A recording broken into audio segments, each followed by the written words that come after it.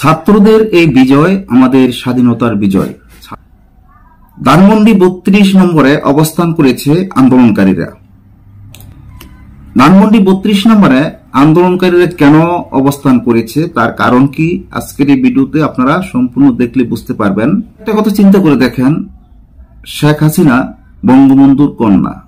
এই শেখ হাসিনার জন্য আজকে বাবার কত অপমান, যে বঙ্গবন্ধুকে বিশ্বের বহু দেশের মানুষ তাকে সম্মান করে, ইজ্জত করে। আজকে বাংলাদেশের মানুষ কেন তাকে ইজ্জত করতেছে না? কেন? এর কারণ কি? একমাত্র আওয়ামী লীগের কারণে। আওয়ামী লীগের যারা দল করেছে, যারা নেতা কর্মী আছে, তাদের যেই ধরনের কথাবার্তা বলছিল, সেই কথাবার্তা কারণে আজকে দেখা গেল বঙ্গবন্ধুর এই অপমান।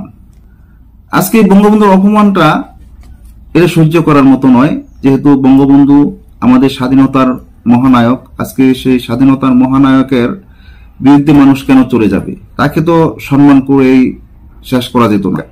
আজকে কেন বঙ্গবন্ধুর এমন অপমান, এমন লাঞ্ছনা, এমন কলঙ্ক? একমাত্র এর কারণ কি?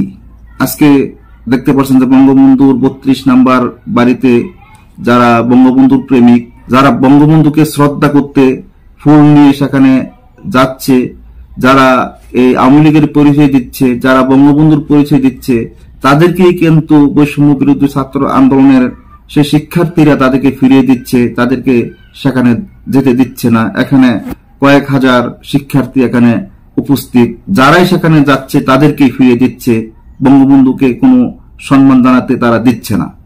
এখন কার জন্য বঙ্গবন্ধুর এমন কলঙ্ক? কার জন্য এই কলঙ্কের ডোল গলায় নিয়েছে? তাহলে বেশি কথা না বাড়িয়ে জনপ্রিয় পত্রিকা কালের কণ্ঠের যে প্রতিবেদনটা সংগ্রহ করেছি, আসুন সেই প্রতিবেদনটি ঘুরে দেখে আসি। প্রতিবেদনটি দেখলে বুঝতে পারবেন এখানে কি ঘটনা ঘটেছিল। ধানমন্ডি ৩২ নম্বরে রেজিস্ট্যান্স উইক কর্মসূচির অংশ হিসেবে অবস্থান নিয়েছে কয়েক হাজার আন্দোলনকারী। আজ বৃহস্পতিবার ১৫ই আগস্ট ভোর থেকে ধানমন্ডি ৩২ নম্বর, রাফা প্লাজা সহ আশেপাশের এলাকায় বিপুল সংখ্যক ছাত্র জনতা অবস্থান নেয়। বঙ্গবন্ধুর প্রতিকৃতিতে ফুল দেওয়ার জন্য বা আওয়ামী লীগ পরিচয়ে কেউ আসলে তাদেরকে ফিরিয়ে দেওয়া হচ্ছে। ১৫ই আগস্ট উপলক্ষে ধানমন্ডি ৩২ নম্বরে বঙ্গবন্ধুর প্রতিকৃতিতে ফুল দেওয়ার সিদ্ধান্ত নিয়েছে আওয়ামী লীগ। এ খবরে বিক্ষুব্ধ ছাত্র জনতা ৩২ নম্বর এলাকা দখলে নিয়েছে। শিক্ষার্থীরা বলেছেন, আমরা সকাল থেকে এখানে আসি, কেউ যদি আমাদের রক্তের বিনিময়ে অর্জিত স্বাধীনতা কেড়ে নিতে চায় আমরা রুখে দেব। গত ৫ আগস্ট ছাত্র জনতা গণ অভ্যুত্থানে শেখ হাসিনা সরকারের পতন হয়। আওয়ামী লীগ সভাপতি প্রধানমন্ত্রী শেখ হাসিনা পালিয়ে ভারতে চলে যান এবং দলটির কেন্দ্র থেকে তৃণমূলের অধিকাংশ নেতাকর্মী আত্মগোপনে রয়েছে। এরই মধ্যে ভারত থেকে শেখ হাসিনা ১৫ আগস্ট শোক পালন করতে সারা দেশ থেকে নেতাকর্মীদের ধানমন্ডি ৩২ নম্বরে জড়ো হওয়ার আহ্বান জানান। সজীব ওয়াজেদ জয় তার মায়ের পক্ষে ফেসবুকে এক কর্মসূচির ঘোষণা দেন। ধানমন্ডি ৩২ নম্বরে আহ্বানকারী আন্দোলনকারীদের শেখ হাসিনা এবং সদ্য পতন হওয়া আওয়ামী লীগ সরকারের বিরুদ্ধে বিভিন্ন স্লোগান দিতে দেখা যায়। সাম্প্রতিক আন্দোলনে হত্যাকাণ্ডের জন্য সাবেক প্রধানমন্ত্রী শেখ হাসিনাকে দায়ী করেন এবং শেখ হাসিনার বিচার দাবি করেছেন তারা।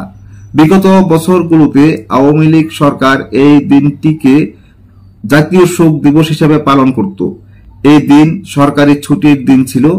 সম্প্রতি অন্তর্বর্তীকালীন সরকার ১৫ আগস্টের সাধারণ ছুটি বাতিল করে। সম্মানিত দর্শক, আপনারা জানতে পেরেছেন আজকে ধানমন্ডি ৩২-এর বাড়ি বঙ্গবন্ধুকে যারা শ্রদ্ধা নিবেদন করতে এসেছিলেন তাদেরকে ফিরিয়ে দেওয়া হয়েছে। তারা কিন্তু ৩২ নম্বর বাড়িতে যেতে পারছে না, যেহেতু বঙ্গবন্ধু এই বাংলার স্বাধীনতার মহানায়ক। আজকে সেই বাংলার মহানায়ককে এমন ধরনের অপমান, এটা আপনারা কি মনে করেন? এই অপমান কার জন্য হয়েছে? কার জন্য এমন অপমানিত হতে হয়েছে বঙ্গবন্ধু শেখ মুজিবুর রহমানকে? এটি আপনারা চিন্তা করে দেখুন, আজকে কেন তাকে এমন অসম্মান করা হচ্ছে, কার কারণে? আজ বেশি কথা বলা চাই না। আল্লাহ হাফেজ।